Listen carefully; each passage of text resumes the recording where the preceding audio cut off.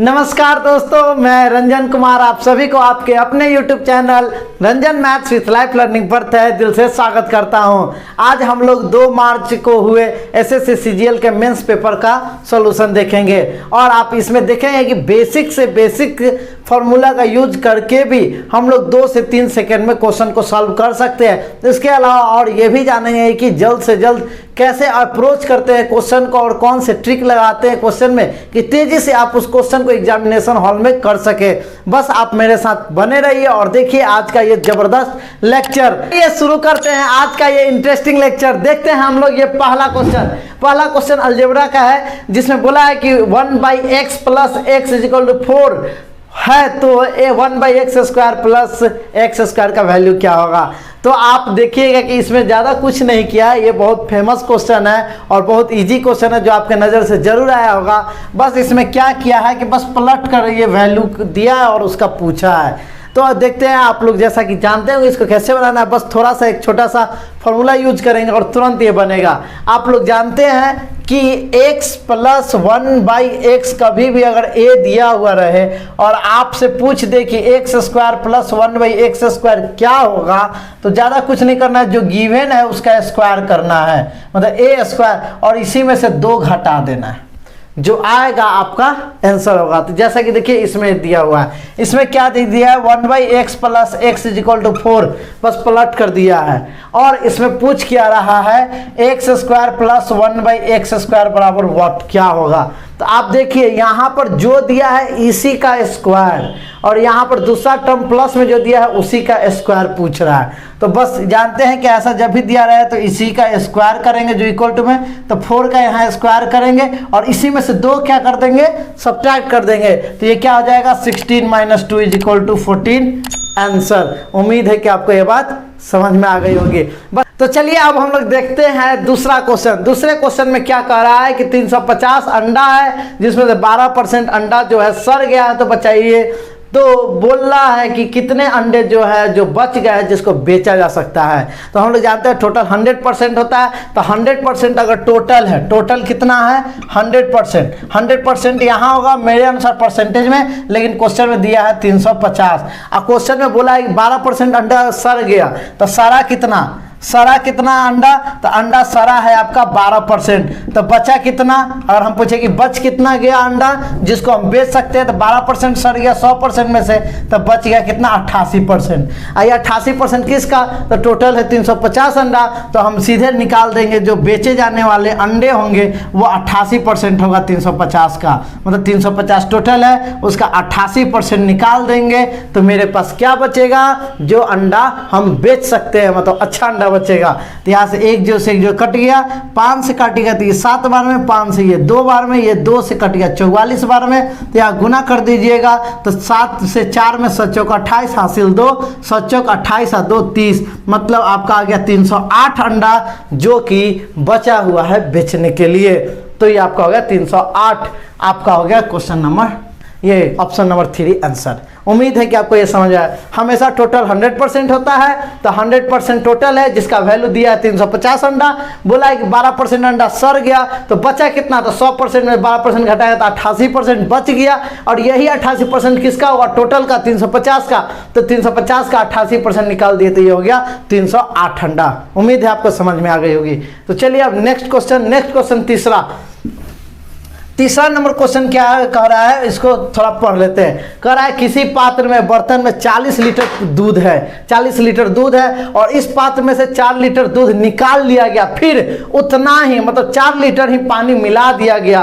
तो और यह प्रक्रिया 2 बार और, मतलब पहले 1 बार किया, 2 बार और, मतलब पूरा 3 बार यह प्रक्रिया को 3 बार दोहराया गया है। तो पात्र में अब कितना दूध बच गया, केवल दूध कितना बचा है। तो देखिए आप जब भी इस तरीके का क्वेश्चन है तो आप हमेशा एक कंसेप्ट ध्यान में रखिएगा कि अगर किसी भी बर्तन में प्योर चीज़ रखा हुआ है, कोई भी वस्तु प्योर लिक्विड के फॉर्म में है, अगर इसमें से हम वो वाला कुछ मात्रा निकाल लेते हैं, मान लीजिए x लीटर निकाले और फिर उतना ही मात्रा यहाँ पर डाल देते हैं, x लीटर ही, लेकिन दूसरा कोई वस्तु डाल देते हैं, कोई दूसरा वस्तु इसमें डाल देते हैं, तो इस प्रक्रिया में क्या होगा, इस प्रक्रिया में आप बोलिए कि पहले अगर 10 लीटर था, हम अगर अगर 2 लीटर निकाल लेते हैं प्योर को और फिर 2 लीटर ही डाल देते हैं तो 10 लीटर जो था वो उतना ही फिर वापस हो जाएगा, क्योंकि 2 निकाले 2 डाल दिए तो पहले जितना वॉल्यूम था उतना ही वॉल्यूम बाद में रहेगा। लेकिन इसमें चेंजेस क्या होगा, जो पहले प्योर 10 लीटर था वो अब घटकर 2 निकल गया तो अब 8 ही लीटर बचेगा, और दूसरा जो 2 लीटर आया है उसकी जो मात्रा होगी बढ़ जाएगी। तो यह हम यहाँ पर पूरी तरीके से क्या समझे कि अगर किसी बर्तन में से प्योर में से कोई चीज़ निकाल देंगे, जितना लीटर निकालेंगे और उतना ही लीटर डाल दे तो वॉल्यूम पर कोई अंतर नहीं होता, लेकिन प्योर जो वस्तु होगी वो हमेशा कम होते चले जाएगी। तो इसका एक फॉर्मूला है, इसका एक कंसेप्ट है, बस इसको आप ध्यान रखना है। तो जैसे कि देखिए इस क्वेश्चन में बोला है कि 40 लीटर प्योर है, यहाँ पर कितना है 40 लीटर है, 40 लीटर प्योर दूध है और इसमें से 4 लीटर निकाला गया है। कितना निकाला गया है 4 लीटर आपका निकाल दिया गया है, और फिर पानी उतना ही डाला गया है, पानी भी कितना डाल दिया गया 4 लीटर। तो हम आपसे पूछे दूध कितना है, तो पहला प्रोसेस में आप क्या बताइएगा कि 40 लीटर है, तो आप हमेशा फ्रैक्शन पहले निकाल लीजिए। निकालने का फ्रैक्शन क्या होगा, निकालने का फ्रैक्शन निकालने का फ्रैक्शन क्या हुआ था, निकालने का फ्रैक्शन आप बोलिए कितना निकाला गया 4। फ्रैक्शन का मतलब होता है जो बोलेगा ऊपर और टोटल नीचे। तो क्या बोला है 4 लीटर निकाला है तो 4 ऊपर, निकालने का मतलब माइनस, और टोटल कितना है 40, तो यहाँ से काट दीजिएगा, हो गया -1/10। आप पूछे कि इस फ्रैक्शन से शेष बताइए कि शेष दूध कितना बचा, शेष दूध ये क्या हुआ, दूध के निकालने का फ्रैक्शन हुआ, दूध के निकालने का फ्रैक्शन -1/10 हुआ।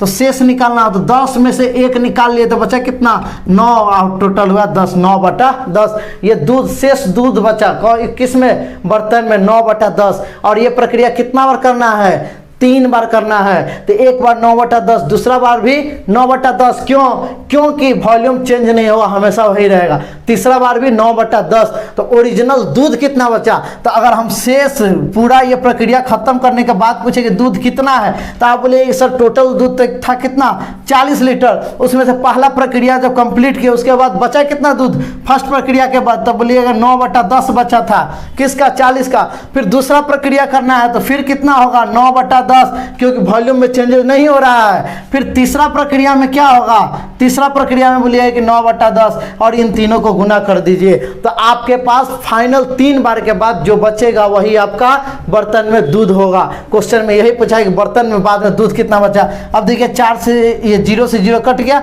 अब देखिए 9 का क्यू आप लोग जानते हैं 729।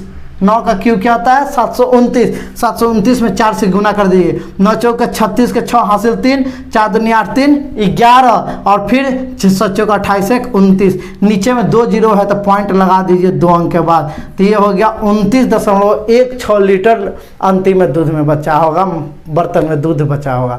तो उम्मीद है कि आपको ये समझ में आ गई। बस करना क्या था कि कभी भी देख कि कोई बर्तन में कुछ वस्तु है, उसमें से उतना ही लीटर निकाला गया, फिर उतना ही लीटर डाल दिया गया, और यह प्रक्रिया 2 बार या 3 बार दोहराई गई, तो अंत में वो प्योर जो वस्तु था वो कितना बचा, तो हमेशा उसका फ्रैक्शन निकाल देंगे। फ्रैक्शन निकालेंगे, जितना बार बोलेगा उतना बार उसको जो शेष मात्रा है उसका से गुना कर देंगे। यहाँ 3 बार बोला तो 9/10 9/10 9/10 गुना करके ये वैल्यू निकालिए 29.16 लीटर ही अंत में पात्र में दूध बचा होगा। उम्मीद है कि आपको यह बात अच्छी तरीके से समझ में आ गई। तो चलिए देखते हैं नेक्स्ट क्वेश्चन।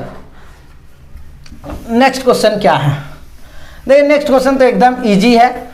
इसमें बस दे दिया है आपका इक्वेशन, इसको सॉल्व करके आंसर लाना है। तो हमेशा जानते हैं पहले छोटी ब्रैकेट का काम होता है, तब मिडिल, तब लार्ज, और उसके बाद बाहर के काम होते हैं। बाहर में भी पहले ऑफ का, उसके बाद बोर्ड मास होता है, पहले ऑफ का होगा, उसके बाद मल्टीप्लाई डिवाइड मल्टीप्लाई, उसके बाद सब्ट्रैक्ट और ऐड कर सकते हैं आप, ऐड और सब्ट्रैक्ट जो भी कर लीजिए। तो यहाँ पर हमको क्वेश्चन में दिया है कि 30 - 40 - 56 - 25 - 13 - 12। तो देखिए ये क्वेश्चन, तो इस क्वेश्चन में आप पहले किसका छोटी ब्रैकेट का काम करेंगे। तो छोटी ब्रैकेट ये है, तो यहाँ देखिए -13 - 12, तो ये -25 हो गया, और ये +25, तो ये खत्म हो गया 0। यहाँ 56 में से 0, तो ये हो गया 56। अब यहाँ से ही माइनस जाएगा तो ये क्या हो जाएगा 40 - 56 हो जाएगा। यहाँ पर क्या हो जाएगा 40 माइनस 56, तो यहाँ कितना बचेगा, तो यहाँ बोलिएगा सर -16 बचेगा। जब इसके बाहर देख रहे हैं कि 30 माइनस है, तो ये बाहर निकला तो माइनस माइनस क्या हो जाएगा प्लस, तो ये हो जाएगा 30 प्लस 16, तो कितना हो जाएगा 46 आपका आंसर। उम्मीद है कि ये बात समझ आई। यहाँ पर हो गया 46 4th नंबर आंसर। फिर नेक्स्ट क्वेश्चन देखिए आप, नेक्स्ट क्वेश्चन क्या है। नेक्स्ट क्वेश्चन है कि एक लकड़ी का टुकड़ा है जो 21 सेंटीमीटर भुजा वाला घन है, ठीक है, घन है जिसकी सभी भुजा बराबर होती है, घन है, को काटे जा सकने वाले सबसे बड़े गोला को आयतन निकालना है, गोला का आयतन निकालना है। मान लेते हैं कि ये हम घन बना देते हैं आपको, ये रहा आपका घन, और इसी में क्या है सबसे बड़ा गोला है, ये रहा गोला। तो आप क्या देखिएगा कि हम अगर यहाँ से यहाँ मिला दे, इसको 3 डायमेंशन में थोड़ा देखने में अच्छा नहीं लग रहा है, तो इसको देखिए सिंपल फॉर्म में कर देते हैं। ये मान लीजिए घन है जिसकी सभी भुजा बराबर है, और इसमें ये गोला डाला गया है, ये गोला डाला गया। इसी गोला का आपको वॉल्यूम निकालना है। तो आप जानते हैं कि ये घन का साइड है जो कि क्वेश्चन में दिया हुआ है, घन की भुजा है 21 सेंटीमीटर, ठीक है, ये साइड। अब देखिए इसका सेंटर होगा, और यहाँ से यहाँ तक ऐसे मिला दे, तो ये देखिए सेंटर से, तो यहाँ पर देखिए ये जो साइड 21 है घन का, वही यहाँ पर गोला का क्या हो जा रहा है, डायमीटर हो जा रहा है। एक एंड से दूसरे एंड तक जा रहा है सेंटर के पास से, तो इसका मतलब कि गोला का डायमीटर कितना हो गया 21 सेंटीमीटर।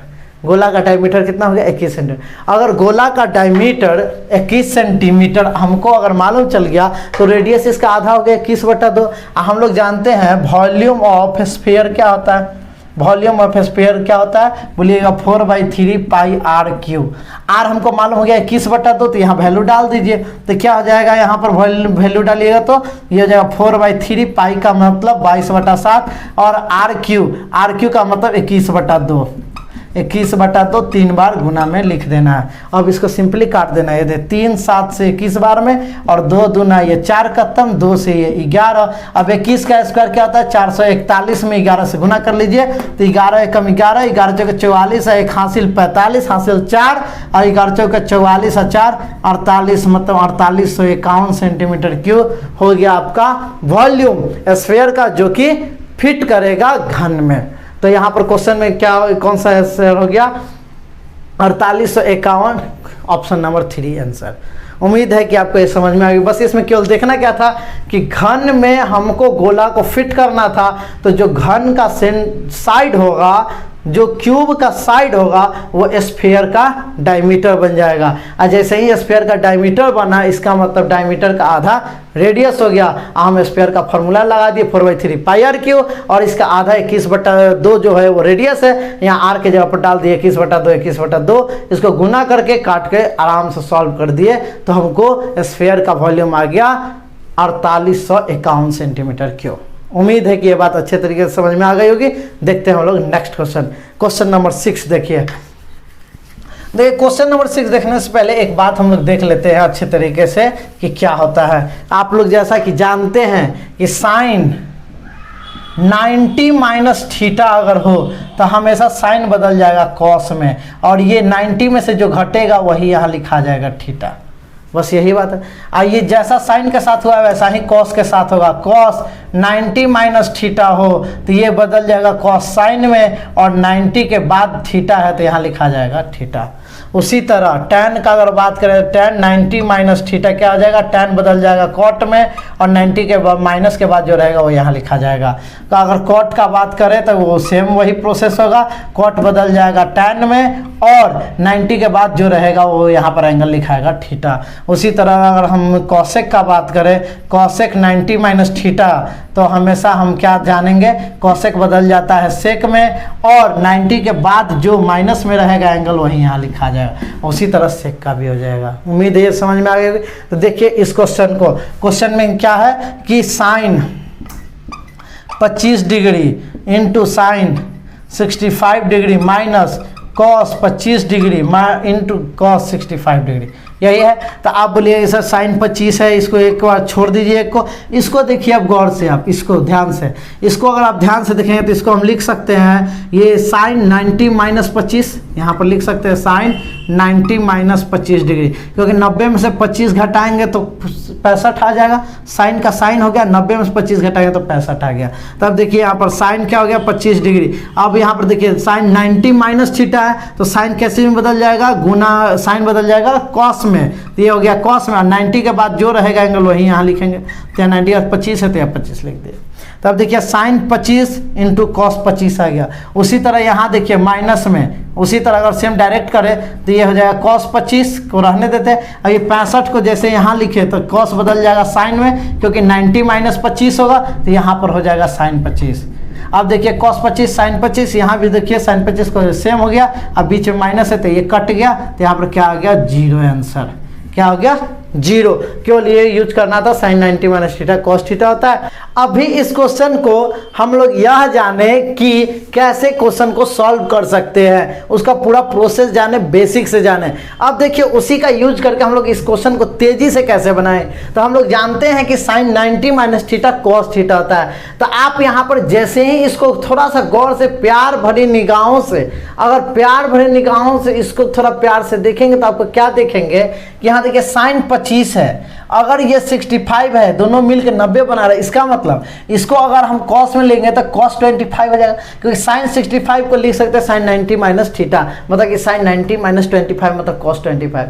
तो यहाँ पर इसका मतलब ये कॉस 25 के बराबर है साइन 25, और ये हो गया कॉस 25। उसी तरह इसको भी कर सकते हैं कि ये साइन 25 के बराबर है, कॉस 65 क्या हो जाएगा साइन 20, कॉस 90 माइनस 25 तो ये हो जाएगा साइन 25। तो इसका मतलब कि साइन 25 कॉस 25 कॉस 25 साइन 25, इसका वैल्यू कितना आ गया 0 आंसर हो गया। उम्मीद है कि ये बात आपको समझ में आ गई होगी। तो चलिए अब देखते हैं हम लोग नेक्स्ट क्वेश्चन। बस इस क्वेश्चन को देख के ही 0 टिक कर देना था, क्योंकि दोनों आपस में बराबर था। नेक्स्ट क्वेश्चन देखते हैं, क्वेश्चन नंबर 7 कह रहा है कि फर्स्ट 5 नेचुरल नंबर के क्यूब का सम बताना है। क्या है क्यूब के सम, मतलब एवरेज बताना, औसत बताना है। प्रथम 5 प्राकृत संख्या के घनों का औसत ज्ञात करना है। उससे पहले देखते हैं इसके फार्मूला जो होता है, बेसिक फार्मूला, उसको जानते हैं। बस उस फार्मूला को आप ध्यान में रखिए, जहन में बैठा लीजिए, और वही फार्मूला का यूज करके 2 सेकेंड में क्वेश्चन का आंसर आ जाएगा। तो देखिए पहले इसका क्या होता है फार्मूला, हमेशा ध्यान रखिएगा कि sum of first n natural numbers क्या होता है, यह होता है n नंबर जितना पूछेगा उतना n, उसमें एक जोड़कर n+1, n इंटू n+1/2, ये हो गया, क्या हो गया सम हो गया। हम लोग जानते हैं एवरेज क्या होता है, सबको जोड़कर बट्टा, सबको जोड़कर एवरेज में क्या होता है, सभी संख्या जितने भी दिए उसको जोड़कर बट्टा में जितना संख्या रहता है उसे भाग देते हैं। तो ये देखिए अगर ये सम आ गया कितने संख्या का, n संख्या का, तो अगर हम आपसे पूछे कि बताइए इसका एवरेज क्या होगा, तो आप तो बोलिए सर इसमें n से भाग दे दीजिए, क्योंकि n संख्या है तो n से भाग दीजिए। देखिए n और ये n कैंसिल, n और n क्या हो जाएगा ये कैंसिल, तो बच क्या गया n+1/2, क्या बच गया n+1/2। तो नीचे n रखेंगे, n से n कट जाएगा, बच गया n+1/2, ये एवरेज हो गया। किसका sum of first n natural number. First का मतलब होता है कि नेचुरल नंबर पहला किससे स्टार्ट होता है, 1 से। तो 1 2 3 4 5 6, मतलब 1 से हमेशा जहां तक पूछे वहां तक का सम होता है n इंटू n+1/2, और एवरेज होगा n से n कट जाएगा तो n+1/2। उसी तरह अगर बोल दे कि sum of first square of n natural number, sum of first square of n natural number, अगर इसके वर्ग का सम पूछेगा तो क्या होगा, ये होगा n into n+1 into 2n+1/6, n into n+1 into 2n+1/6। Average क्या होगा, यहाँ n लिखेंगे, n कट जाएगा, n+1 इंटू 2n+1/6 क्या हो जाएगा, n+1 इंटू 2n+1/6 हो जाएगा एवरेज। बस यहाँ से n हट जाएगा। उसी तरह अगर क्यूब का पूछे, first natural number n natural number के क्यूब का सम क्या होगा, तो ये क्या हो जाएगा n, बस इसी को ध्यान रखना है, n इंटू n+1/2 का, बस इसको क्या कर देना है स्क्वायर कर देना है। उम्मीद है समझ में आया। क्यूब जब भी पूछे तो जो पहला होगा 1 और 3 के साथ पेयर बना के याद रखेंगे कि जो पहला वाला का फॉर्मूला होता है उसी का स्क्वायर कर देंगे तो क्यूब, पहला वाला स्क्वायर मतलब 1 और 2 जोड़ेंगे तो 3 आ जाएगा, क्यूब आ जाएगा। बस इस तरीके से आप बस ध्यान में दिमाग में बैठा सकते हैं कि एक देखिए मिमिक बनाकर कोई भी चीज़ याद कीजिएगा तो ज़्यादा दिन तक याद रहेगा। अगर आप भूल भी जाइएगा तो वो कहीं ना कहीं थोड़ा सा दिमाग पर जोर डालिए तो मिमिक याद आ जाएगा, क्योंकि वो क्लू मिलता है। अगर एक sum of n, first n natural number का बोलेगा sum n into n plus 1/2, और क्यूब का पूछेगा, क्यूब का मतलब पावर 3, ये एक का है और पावर 3 तो एक पर ही 2 बैठा दीजिए तो पावर 3 हो जाएगा। तो n इंटू एन प्लस 1/2 का स्क्वायर कर दीजिए तो वो हो गया क्यूब का सम। अगर इसका एवरेज पूछे तो एवरेज क्या होगा, नीचे n डालेंगे, यहाँ पर n, तो स्क्वायर है तो चूंकि 2 स्क्वायर है, एक n से एक n कट जाएगा, यहाँ n होगा नीचे में, तो ये n स्क्वायर है तो एक n से n कट जाएगा, एक n बच जाएगा। ठीक है, फिर होगा ये n प्लस 1/2 का स्क्वायर, तो क्या हो गया n इंटू एन प्लस 1/2 का स्क्वायर। चलिए इसको देखते हैं तेजी से क्या है। अगर पहले n प्राकृत संख्या का सम पूछे तो n into n plus 1/2, average पूछे तो n प्लस 1/2, क्यों, क्योंकि n से भाग करेंगे n कट जाएगा। फिर अगर उसी n natural number, first n natural number के स्क्वायर का सम पूछे तो n into n plus 1 into 2n plus 1/6, और अगर इसका एवरेज पूछे तो नीचे n से भाग करेंगे n कट जाएगा तो सीधे होगा n plus 1 into 2n plus 1/6। अगर क्यूब पूछे तो पहले वाले का ही स्क्वायर कर दीजिए, मतलब n इंटू एन प्लस 1/2 का होल स्क्वायर हो गया क्यूब का, फर्स्ट n नेचुरल नंबर के क्यूब का सम। तो यह अगर एवरेज पूछे एक n से एक n कट जाएगा, एक n बच जाएगा, तो n इंटू एन प्लस 1/2 का होल स्क्वायर। अब आइए देखिए इस क्वेश्चन में, ये क्वेश्चन आपको क्या बोल रहा है, पहले 5 प्राकृत संख्या, मतलब n का वैल्यू कितना दे दिया, 5 दे दिया। हमको क्यूब का पूछ रहा है एवरेज क्या होगा, एवरेज, तो आप बताइए एवरेज यही होगा n इंटू एन प्लस 1/2 का स्क्वायर, यहाँ पर पुट कर दीजिए 5, फिर 5 प्लस 1, अब बट्टा में 2 का स्क्वायर, तो ऊपर में 6 हो गया, 2 से काट दीजिए 3, तो 3 का स्क्वायर कितना हो गया 9, तो 5 गुने 9 बराबर कितना हो गया 45। आपका ये रहा आंसर। उम्मीद है कि ये आपको क्वेश्चन समझ में आ गया होगा। तो चलिए हम लोग देखते हैं next question, question number 8। Question number 8 क्या है, क्वेश्चन नंबर 8 बोल रहा है कि ये एक नंबर आपका दे दिया है 5769116, ये बोल रहा है किस नंबर से विभाज्य होगा। ऑप्शन में दे दिया है 4 8 12 5, 4 8 12 और 5। तो हम लोग जानते हैं पहला ही ऑप्शन अगर चेक करेंगे तो 4 का होता है अंतिम का 2 डिजिट डिविजिबल है, तो यह नंबर डिविजिबल होगा, तो 16 4 से कटता है, तो यही आपका आंसर हो गया। बस यही था क्वेश्चन। ऐसे आप लोग जानते हैं 8 का होता है 3 डिजिट, 12 का होता है जो 3 और 4 दोनों से कटे, और 5 का होता है कि अंतिम में 2 ही, अंतिम में या तो 5 रहे या तो 0 रहे, तभी वो 5 से कटेगा। तो पहला ही डिजिट यहाँ 16 दिखा, अंतिम का 2 डिजिट, चूंकि ये 4 से कटता है तो टोटल अंक 4 से कटेगा, पहला ही आंसर हो गया। बस ये विदिन 1 सेकेंड के अंदर में बस देखे और आंसर टिक किए, माइक्रो सेकेंड का ये सब क्वेश्चन है। तो चलिए अब देखते हैं, इस टाइप के भी क्वेश्चंस आए हैं, कभी कभी ऐसा क्वेश्चंस भी रहते हैं, उसको बस एंजॉय करने के लिए देख लीजिए, कॉन्फिडेंस बढ़ता है। तो चलिए देखते हैं अब हम लोग नेक्स्ट क्वेश्चन।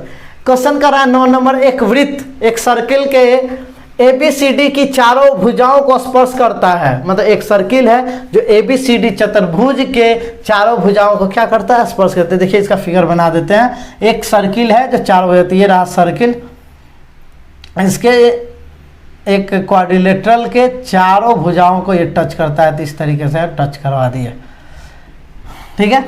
और उसके बाद AB का दिया हुआ है, ABCD था तो AB 18 है और BC 21 और AD कितना है 15 सेंटीमीटर है, तो पूछ रहा है कि CD का लंबाई क्या है। देखिए यहाँ भी एक कंसेप्ट है, जब भी अगर इस टाइप के क्वेश्चंस आए तो हमेशा ये बात ध्यान रखिएगा कि किसी भी क्वाड्रिलेटरल के अंदर में सर्किल हो और वो सर्किल इस क्वाड्रिलेटरल के सभी भुजाओं को टच करता हो तो अपोजिट साइड का सम इक्वल होता है। It means AB plus CD बराबर होगा AD प्लस BC के। बस यही एक कंसेप्ट था। तो देखिए इसमें बस पुट कर दीजिए, आपका आंसर आ गया। ऐसे भी ये कंसेप्ट जान गए कि किसी भी क्वाड्रिलेटरल के अंदर में सर्किल हो और वह सर्किल अगर क्वाड्रिलेटरल के चतुर्भुज के चारों भुजाओं को टच करता हो, स्पर्श करता हो, तो अपोजिट साइड जो आमने सामने की भुजा है उसका जोड़ बराबर होता है। तो यहाँ देखिए आमने सामने की भुजा का जोड़ 21 और 15 36 हुआ, तो यहाँ भी दोनों का जोड़ 36 ही होगा। तो ये 18 है तो 18 में 18 जोड़ेंगे तो 36 आपका आंसर होगा। मतलब कि 18 18 36 हो गया, इसका मतलब दूसरी भुजा जो है वो 18 आंसर। उम्मीद है कि आपको ये बात समझ में आ गई। बस यही चीज़ यहाँ पर है, बस ये कंसेप्ट ध्यान में रखना है। ठीक है, तो चलते हैं हम लोग नेक्स्ट क्वेश्चन। नेक्स्ट क्वेश्चन क्या है? नेक्स्ट क्वेश्चन अलजेब्रा का है। अलजेब्रा का है, बस ये भी एक बेसिक कंसेप्ट इसका जानना है और उस बेसिक कंसेप्ट के साथ ये भी क्वेश्चन आपको 2 सेकंड में बनेगा। तो चलिए देखते हैं इस क्वेश्चन को भी। इससे पहले एक बेसिक देख लेते हैं।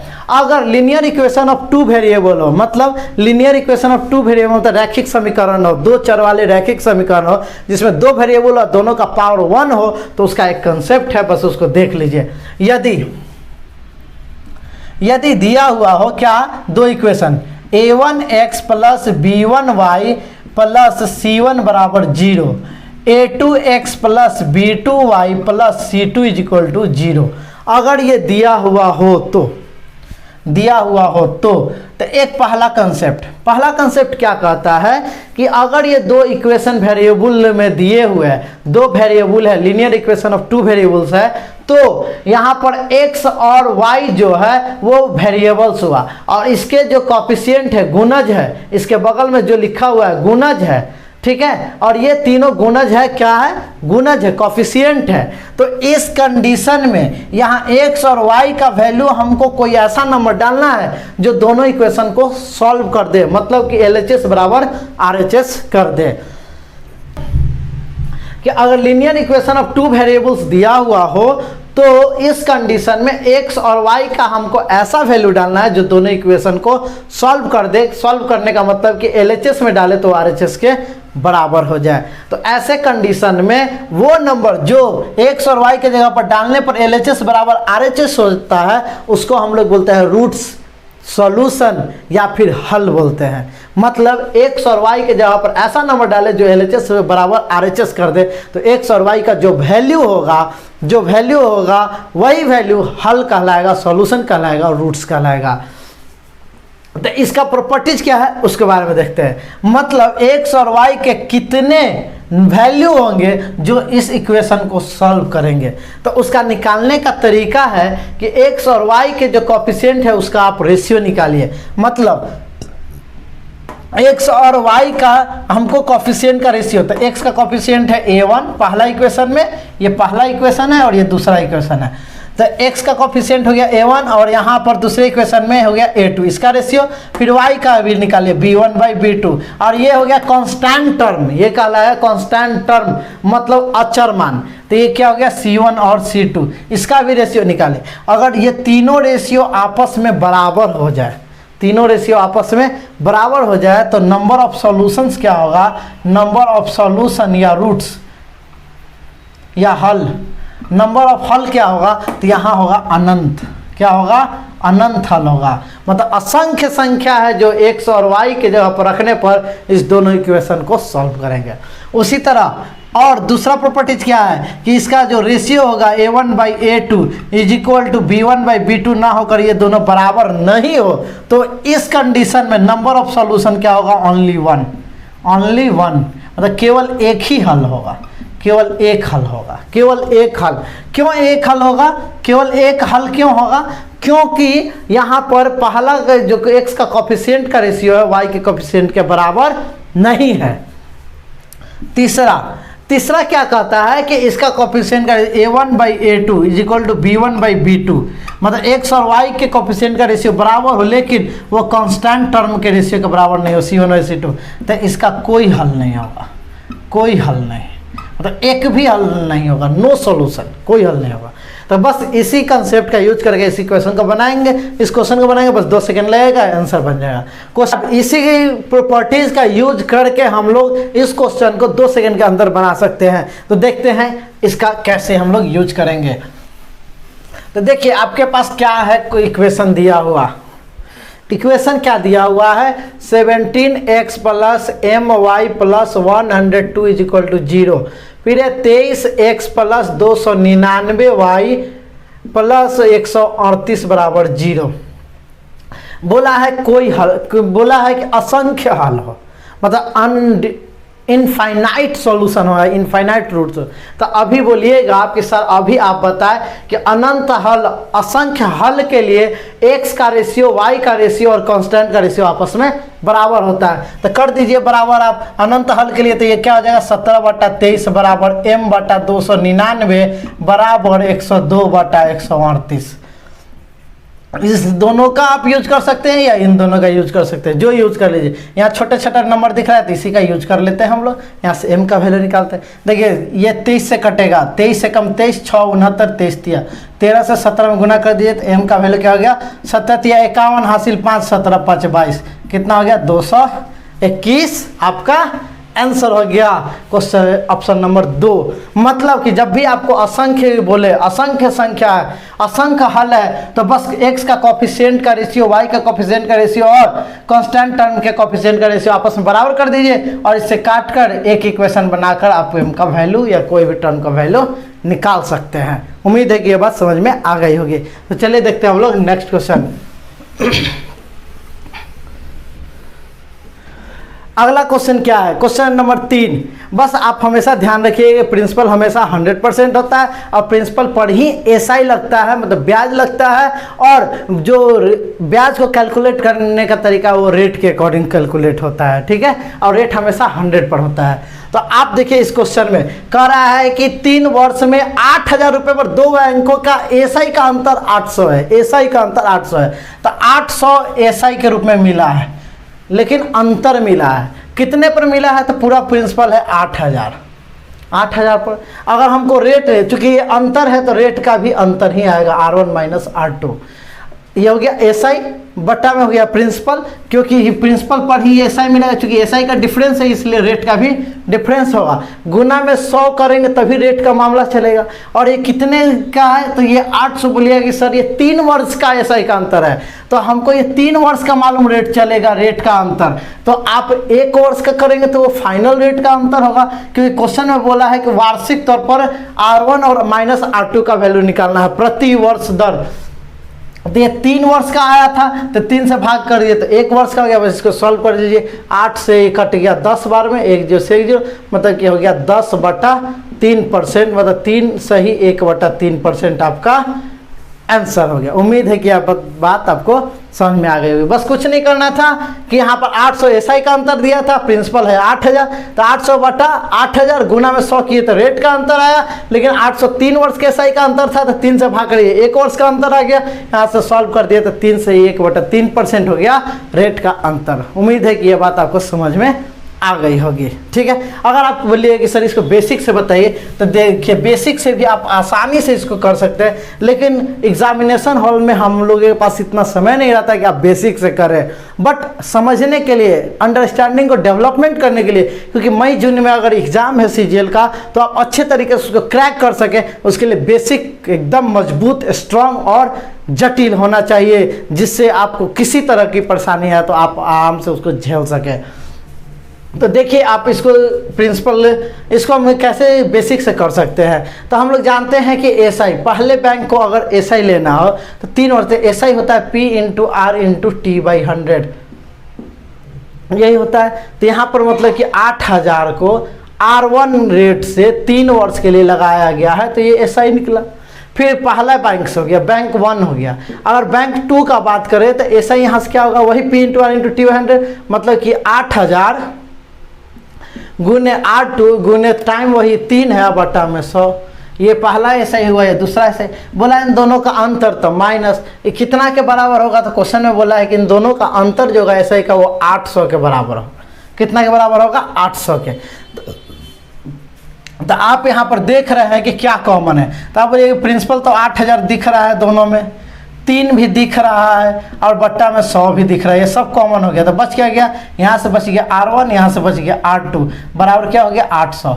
अब R1 माइनस R2 निकाला, इसको क्रॉस कर दीजिए तो R1 माइनस R2 बराबर हो गया ये 800 गुना में 100 वहाँ चला गया, नीचे में आ गया ये 8,000 और गुना 3। यही तो लिखे थे कि जो एसआई का अंतर है तो ये 800 किस पर लगेगा, हमेशा प्रिंसिपल पर, किस पर लगेगा, हमेशा प्रिंसिपल पर लगेगा। और गुना में 100 करेंगे जैसे ही वो रेट का अंतर हो जाएगा, क्योंकि एसआई का अंतर था तो रेट का अंतर, और चूंकि ये 3 वर्ष का हुआ 800 तो 3 से भाग कर दिए तो 1 वर्ष का हो गया। तो आप बताइए, आप खुद ही बताइए, इसको काट देंगे तो कितना हो जाएगा 10/3, मतलब 3 से 1/3% आंसर। उम्मीद है कि ये बात समझ में आ गई होगी। चलिए अब हम लोग देखते हैं नेक्स्ट क्वेश्चन। नेक्स्ट क्वेश्चन आपका क्या है, हमेशा ध्यान रखिएगा जहां एमपी, सीपी, एसपी सब कुछ है तो एमपी डिस्काउंट और एसपी है तो एमपी को 100% लेकर चलेंगे, ठीक है। तो यहाँ पर क्वेश्चन में ही बोल रहा है कि अंकित मूल्य पर 44% की छूट देकर मोटरसाइकिल 87,500 रुपये में बेचा जाता है। तो आप बताइए कि एमपी अगर 100% है और डिस्काउंट 44% है तो एसपी कितना होगा, एसपी कितना होगा। तो आप बोलिए कि सर इसको हम सब्ट्रैक्ट कर दीजिए, घटा दीजिए, तो यहाँ से एसपी आ जाएगा, एसपी हो जाएगा 100 - 44 मतलब 56%। और क्वेश्चन में यही 56% का वैल्यू कितना दे दिया है, तो 56% का वैल्यू दिया है 87,500, 87,500। हमको क्या निकालना है, एमपी मतलब 100% का वैल्यू निकालना है। तो इसको काट दीजिए, यहाँ से काट दीजिए आसानी से, देखिए यहाँ से काट देते हैं, 4 से काट दीजिए तो 14 बार में, ये 2 को 0 का मतलब 100 होता है, तो 4 से ये 25 बार में, 25 चौके 100। अब देखिए 7 से ये 2 बार में, 7 से काटेगा 1, फिर 17, 7, 14, 7, 5, 125, 2 का मतलब 125 गुना 25, हमको कितना चाहिए 100 का मतलब, तो यहाँ गुना 50 करेंगे तो 100% हो जाएगा, और यहाँ पर भी गुना 50 कर दीजिए। तो अब देखिए 125 में 25 से गुना कीजिए, 25 / 25 125 हासिल 12, 25 गुना 50 12 62 हासिल 6, 25 और 6 31। इसमें किससे गुना करना है, 50 से करना है। तब बताइए यहाँ पर 0 एगो हटा दीजिए, 0 हटा दीजिए, 5 से गुना कर दीजिए, 50 25 के 5, 5 दूनी 10 2 12 हासिल 1, 5 1 6, 5 3 15, मतलब 1,56,250 क्या हो गया, एमपी हो गया। 100% वैल्यू हम, क्योंकि यहाँ से काटे तो 2 बचा इधर और इधर 125 गुने 25, तो हमको चूंकि 100% चाहिए तो 50 से गुना करेंगे तो 100% इधर आ गया, तो इधर भी 50 से गुना कर दिए, तो ये आ गया 1,56,250 रुपए का मार्क प्राइस होगा मोटरसाइकिल का। उम्मीद है कि ये बात आपको समझ में आ गई होगी। तो चलिए देखते हैं हम लोग नेक्स्ट क्वेश्चन, क्वेश्चन नंबर 14।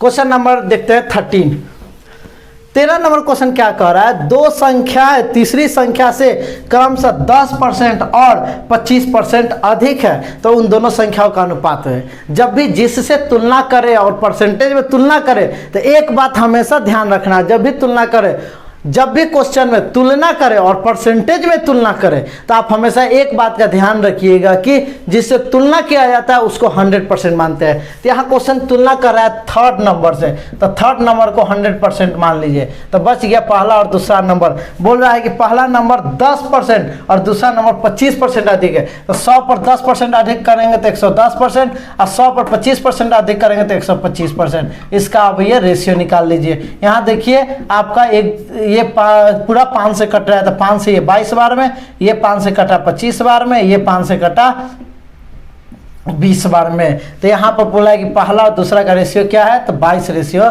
25।